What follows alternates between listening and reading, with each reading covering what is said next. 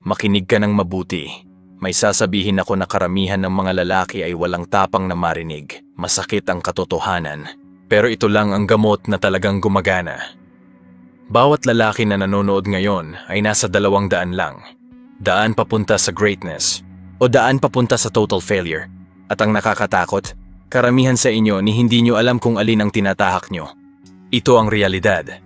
Ang success ay hindi tsamba. Hindi ito magic. Ang success ay nabubuo o nasisira sa mga choices na ginagawa mo araw-araw. At may mga senyales, malinaw na senyales. Kung destined ka ba na umakyat at maging higit sa ordinaryo, o kung mananatili ka na lang na walang kwenta, walang halaga at walang kapangyarihan. Sa video na to sasabihin ko sa iyo ang madilim na katotohanan, ang mga senyales na siguradong hindi ka magtatagumpay sa buhay. At pangako ko, kung makikita mo ang sarili mo sa alinman dito, dapat kang matakot. Kasi ibig sabihin yan sinasayang mo ang iisang buhay na meron ka. Pero kung seseryosohin mo to, kung talagang itatanim mo sa isip mo ang sinasabi ko, pwede itong maging wake-up call na magliligtas sa'yo. Kaya makinig kang mabuti. Ang unang senyales ay natatakot ka sa judgment. Hindi mo ipopost yung idea mo online kasi takot kang pagtawanan. Hindi mo sinisimulan yung business kasi takot kang sabihang baliw. Hindi mo kinausap yung babae kasi takot kang ma-reject. Ito ang number 1 silent killer ng potential ng mga lalaki. Karamihan sa inyo, hindi nyo talaga pinapamuhay ang buhay nyo. Nabubuhay kayo para sa approval ng iba. Lahat ng ginagawa nyo, bawat galaw nyo, dumadaan sa tanong na, ano kaya iisipin ng mga tao? At ito ang psychology sa likod niyan. Mula pagkabata, nakawire na ang utak mo para maghabol ng social validation. Na-program ka para makisama, para safe lang, para hindi ka lumagpas sa linya. Tinuruan ka ng eskwelahan na magtaas lang ng kamay kung tama ang sagot mo. Sabi ng society, manahimik ka na lang, huwag kang maka-offend ng iba. At ngayon bilang lalaki, paralyzed ka na. Pakinggan mo to, kung takot ka sa judgment, talo ka na agad. Kasi the moment na nabubuhay ka para sa approval ng iba, binibigay mo na din ang freedom mo. Pinamigay mo na ang power mo. Isa ka ng alipin ng opinyon, at ang mga alipin, hindi sila nagtatagumpay. Sa tingin mo ba yung mga lalaking nagbago ng mundo ay nag-alala kung huhusgahan sila? Sa tingin mo ba si Elon Musk may pake nung tinawag siyang baliw dahil sa rockets? Sa tingin mo ba si Muhammad Ali nag-aalala nung ayaw sa kanya ng mga tao dahil nagsasabi siya ng totoo? Siyempre hindi. Kasi naiintindihan ng mga great men ang bagay na hindi kaya ng weak men. Ang judgment ay presyo ng pagiging unforgettable. Kaya kung gusto mong magtagumpay, dapat handa kang kamuhian. Dapat handa kang tumayo mag-isa. At kung tinatakot ka niyan, tanggapin mo na lang ang kapalaran mo. You'll remain invisible, average and forgotten. Nagsasayang ka ng oras sa distractions. Ito ang pangalawang senyales. At mas malala pa, kasi hindi lang ito kahinaan. Parang suicide na rin. Kada araw, ang daming lalaki ang tinatapon yung pinaka-valuable na currency na meron sila. Oras. Nakaupo lang dyan, tamang scroll sa TikTok ng ilang oras, nanonood ng mga walang kwentang content, tuwang-tuwa sa mga memes, at pinupuno ang utak mo ng basura. Sinisira mo ang gabi mo sa kakalaro, tumatakas papunta sa virtual world habang nabubulok ang totoong buhay mo. Binobomba mo ang oras mo sa binge-watch ng series, panonood ng porn. Sismisan kasama ng mga talunan, tapos nagagawa mo pang magreklamo na wala kang pera, na pangit ang katawan mo at stuck ka sa buhay. Ito ang totoo, bawat segundo na sinasayang mo, may ibang lalaki na nagtatayo ng future niya. Habang nasa couch ka at nanonood ng Netflix, may ibang nasa gym, ginagawa niyang weapon ang katawan niya. Habang tamang scroll ka sa Instagram, may iba na nagtatayo ng negosyo. Habang inuubos mo ang taon mo sa paghahabol ng panandaliang saya, may ibang lalaki na nagtatayo ng empire. At di mo namamalayan balang araw nasa edad 30, 40 or 50 ka na, tapos ang taba mo, broke boy at lonely. Simple lang ang psychology dito, na-hijack na ang utak mo ng dopamine. Yung distractions, binibigyan ka ng instant na kaligayahan, pero ninanakawan ka ng pangmatagalang reward. Na-rewire na ang utak mo para mag-crave ng mabilisang hits, imbes na matutong maghintay ng delayed gratification. At ang mga lalaking hindi marunong maghintay ng delayed gratification, hindi sila nagtatagumpay kasi ang success, long game yan. Isipin mo na lang may dalawang lalaki. Yung isa nagsasayang ng 3 oras gabi-gabi kakalaro ng mga video games. Yung isa naman, Ginagamit yung 3 oras para matuto ng bagong skill, magtayo ng side business at itrain ang katawan niya. Pagkatapos ng 1 taon, sobrang laki ng difference. Pagkatapos ng 5 taon, irreversible na. Yung isa alipin ng distraction, yung isa unstoppable. Kung sinasayang mo ang oras mo, hindi ka lang tamad. Ikaw mismo ang sumisira sa kinabukasan mo. At walang darating para iligtas ka. Ngayon punta naman tayo sa pangatlong sign. Ito yung naghihiwalay sa mga lalaki at sa mga lalaking batang isip. Takot ka sa pain at struggle. Iniisip mo na ang buhay ay dapat komportable lang. Ito ang dahilan kung bakit iniiwasan mo ang gym. Kasi masakit. Ito ang dahilan kung bakit ka sumusuko kapag nahihirapan ka sa business. Kasi stressful. Ito rin ang dahilan kung bakit hindi mo nilalapitan yung babae. Kasi ayaw mo ng rejection.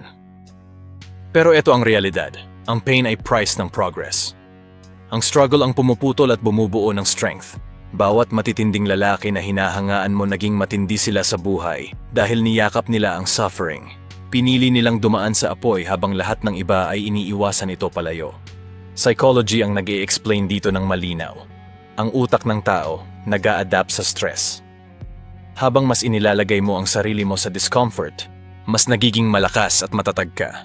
Pero kung iwas ka ng iwas, humihina ang mentalidad mo.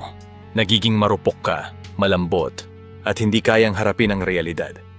Kaya karamihan ng mga lalaki ngayon, bumibigay agad sa unang senyales ng resistance.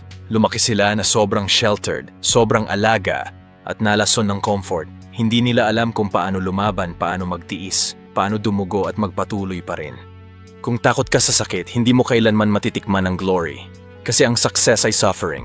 Ang pagbuo ng katawan nangangailangan ng pawis at sakit ng muscles. Ang pagbuo ng yaman nangangailangan ng taon ng grind at failure. Ang pagbuo ng confidence nangangailangan ng rejection at kahihiyan. Kung hindi mo kayang tiisin yan, tanggapin mo na lang ngayon na mananatili kang mahina, average, at madaling makalimutan. Kakainin ka ng mundo ng buhay. At nandito na tayo sa final sign, ang ultimate death sentence. Kontento ka na sa pagiging average. Ito ang pinakadelikadong mindset na pwedeng meron ng isang lalaki. Kasi pakiramdam mo safe siya. Na-brainwash ka ng society na maniwalang sapat na ang pagiging average. Maghanap ng stable na trabaho. Magsettle sa safe na relasyon. Mabuhay para lang sa weekends. Bumili ng mga bagay na hindi mo naman kaya para lang magpa-impress ng mga taong wala namang pake sa'yo. At tinatanggap mo yon kasi sinabihan ka na normal lang yan. Pero eto ang totoo. Ang mediocrity hindi safety. Ang mediocrity ay dahan-dahang kamatayan.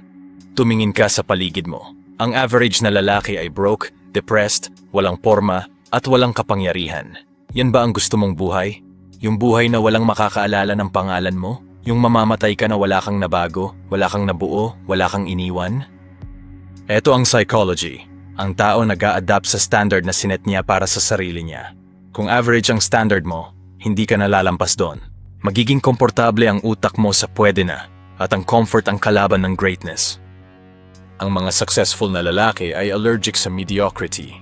Lagi silang may demand ng mas mataas. Sa sarili nila, sa trabaho nila, sa buhay nila.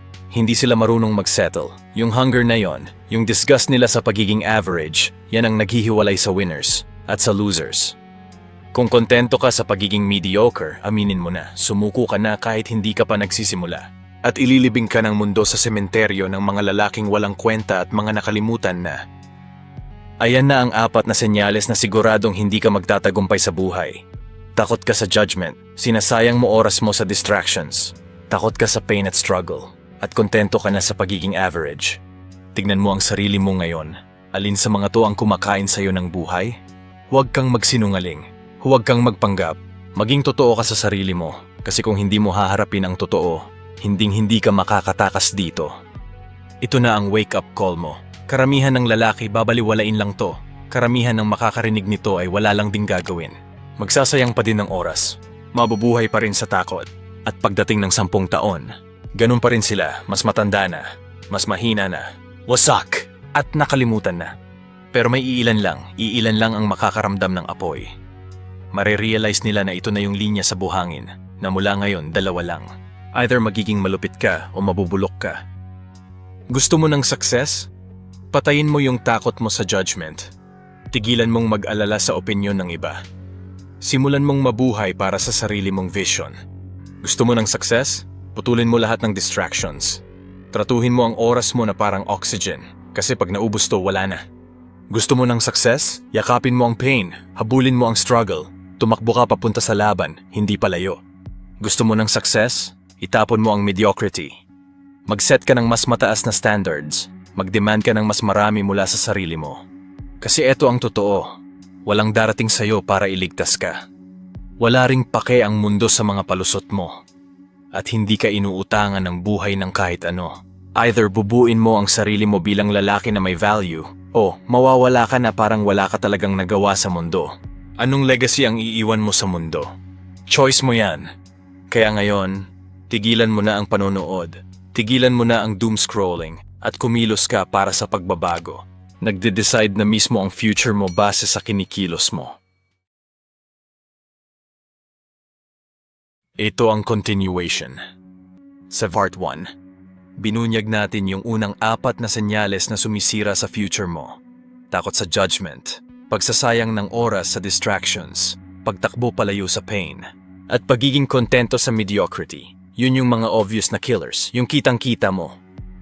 Pero ang ire-reveal ko ngayon, ito yung mga invisible killers. Yung nakatago sa mga habits mo, sa pag-iisip mo, sa relationships mo, sa mga desires mo.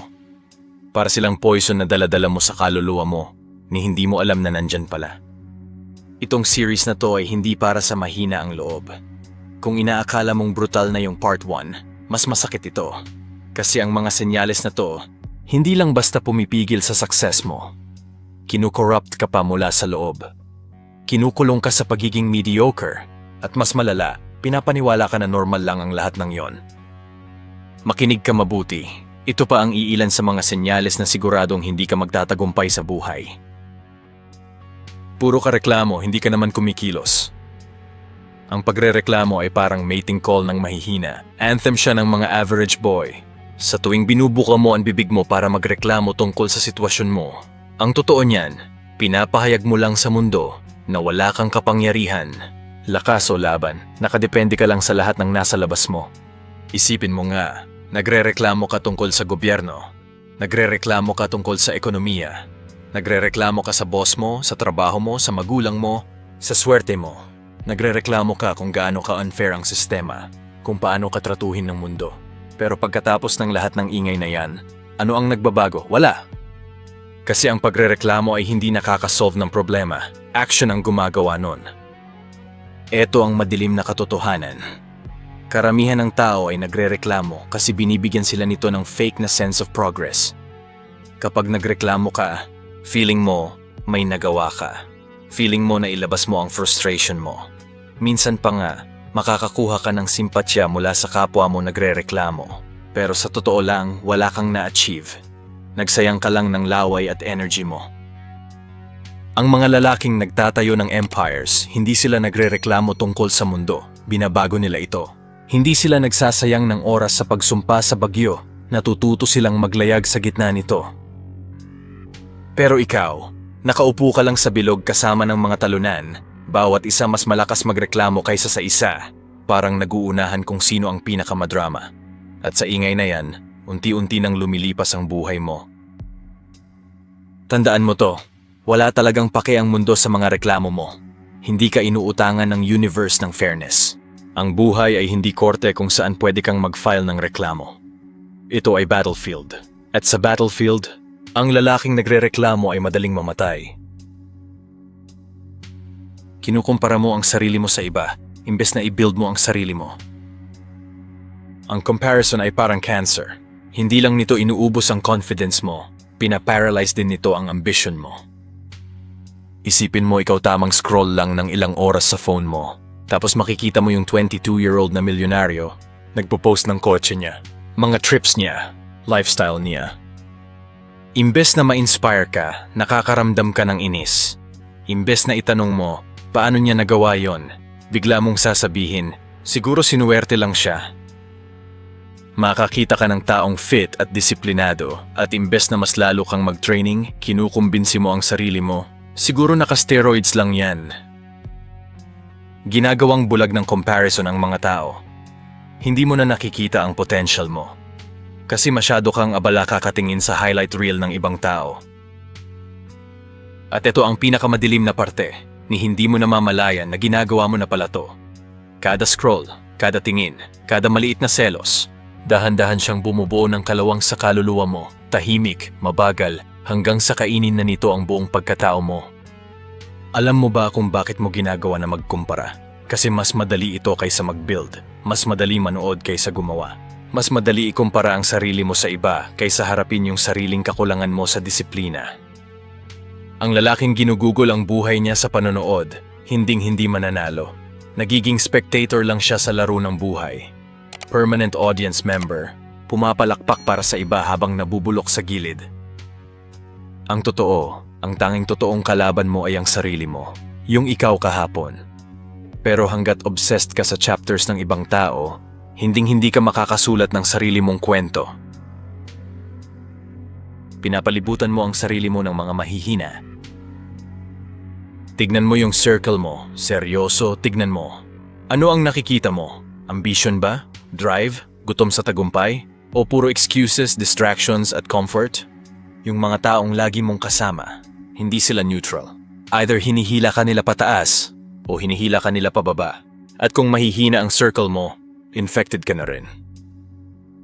Parang virus ang kahinaan. Isang kaibigan lang na tumatalon sa gym, magiging excuse mo na rin para hindi pumunta. Isang kaibigan na nagsasayang ng pera sa walang kwenta, magiging dahilan mo na rin para ubusin ang pera mo. Isang kaibigan na puro pangarap pero walang aksyon, makukumbinsi ka na sapat na yung mangarap na lang. Akala mo immune ka.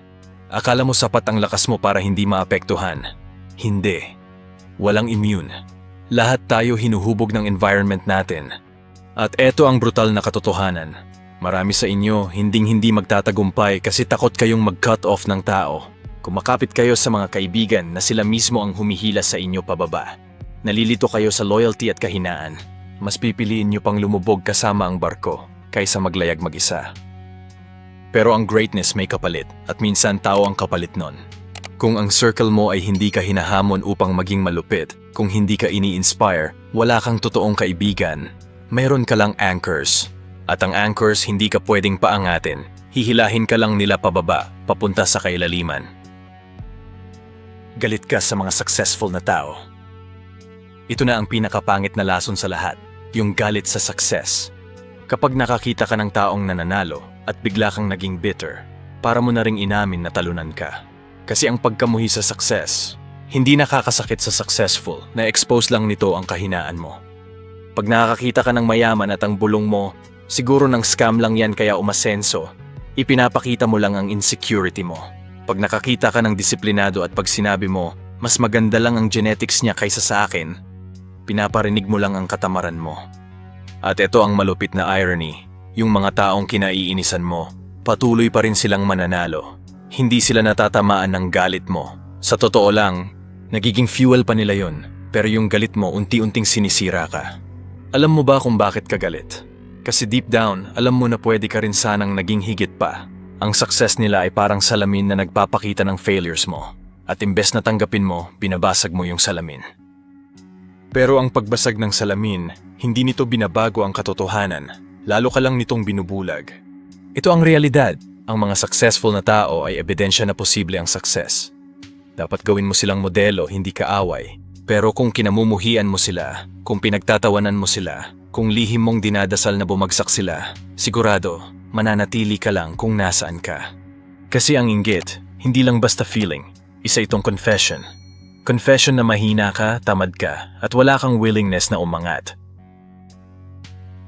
Hinahabol mo ang babae imbes na mag-build ng value. Ito yung pinakamasakit na tatama sa'yo. Karamihan ng lalaki, sinasayang ang kabataan nila kakahabol ng babae. Oras ang inuubos sa kaka-message, kaka-simp, pangingialam, pagiging obsessed, habang yung future nila unti-unting nabubulok sa background. Akala mo validation ng babae ang sukatan ng pagiging lalaki. Hindi.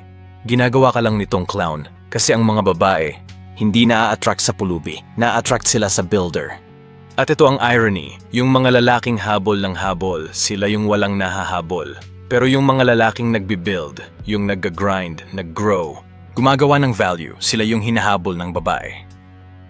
Bawat segundo na ginugugol mo sa kakahabol, segundo yun na ninanakaw mo sa goals mo. Lahat ng energy na sinasayang mo para magpa-impress sa babae, energy yun na pwede sanang gamitin mo para maging lalaki na hindi na kailangang magpa-impress.